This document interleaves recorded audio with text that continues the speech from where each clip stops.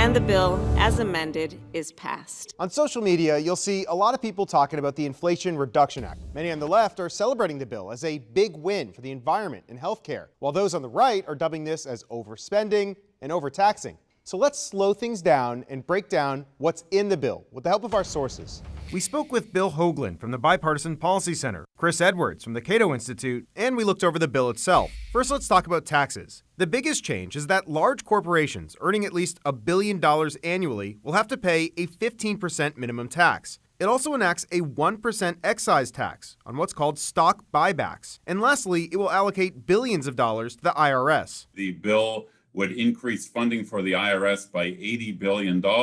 Most of it going to enforcement will allow for there to be an increase in collection. Next, let's talk about health care. This bill allows for Medicare to negotiate prices for some drugs. It will also create a cap on drug costs for those on Medicare. It puts a cap, which would be immediate, on the out-of-pocket expenditures that the individual has to pay at $2,000. The bill also extends financial assistance until 2025 for many enrolled in the Affordable Care Act, something that would have expired at the end of the year. Finally, let's talk about the many environmental changes. The legislation would offer incentives and tax credits to businesses, for example, for those that produce or invest in wind or solar, and it would also offer credits to consumers. For example, those with clean energy expenses like solar panels, or those who buy electric vehicles. It's really a cornucopia of energy and environmental subsidies. But remember, this legislation could change. It still needs approval in the House before it would head to the president's desk for a signature. With your Verify, I'm Evan Kozlov.